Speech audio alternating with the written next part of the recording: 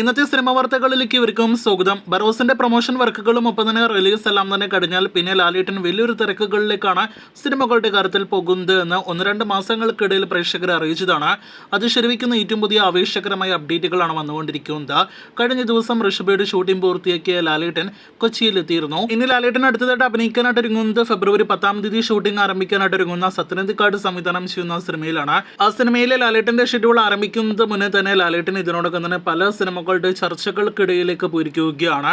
ഇതിനോടകം തന്നെ സത്യനന്ദിക്കാടിനെ കഴിഞ്ഞ ദിവസം രാത്രി ലാലേട്ടൻ കണ്ടുവന്നത് സത്യനന്ദിക്കാടിന്റെ മകൻ അഖിൽ സത്യൻ സോഷ്യൽ മീഡിയയിൽ പങ്കുവച്ച ചിത്രത്തിൽ നിന്ന് വ്യക്തമാണ്.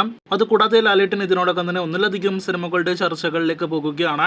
ജിത്തു മാധവനോടൊപ്പമുള്ള ലാലേട്ടൻ സിനിമയുടെ ഡിസ്കഷൻസ് കഴിഞ്ഞ ദിവസം കൊച്ചിയിൽ വെച്ച് നടന്നിരിക്കുകയാണ്. ഈ വർഷം ഓഗസ്റ്റ് മാസത്തോടെയാണ് സിനിമയുടെ ചിത്രീകരണം ആരംഭിക്കാനായിട്ടിരിക്കുന്നത്. ഇതിനിടയിൽ കൃഷാന്ത് സംവിധാനം ചെയ്യുന്ന ലാലേട്ടൻ സിനിമയുടെ ഒരു ഡിസ്കഷൻ അടുത്ത ഒരാഴ്ചക്കിടയിൽ കൊച്ചിയിൽ വെച്ച് നടക്കുമെന്ന റിപ്പോർട്ടുകളുണ്ട്.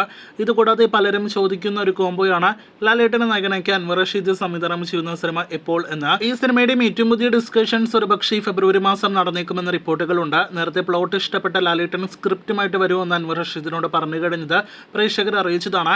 എന്തായാലും അതിന്റെ അവസാനഘട്ട റിപ്പോർട്ടുകൾ സൂചനയെല്ലാം തന്നെ ഈ മാസം തന്നെ വന്നു തുടങ്ങിയേക്കും.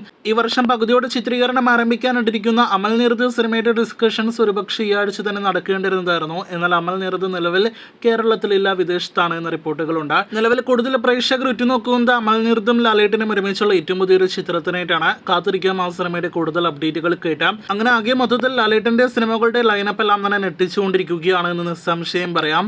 ഇതിനിടയിൽ ഇന്ന് വന്ന ഏറ്റവും പുതിയൊരു ശക്തമായ റിപ്പോർട്ട് എന്തെന്നാൽ മലയാളത്തിൽ ഒരുപാട് സിനിമാറ്റിക് യൂണിവേഴ്സ് സിനിമകളാണല്ലോ പിറവി കൊള്ളാനായിട്ട് ഒരുങ്ങുന്നത്.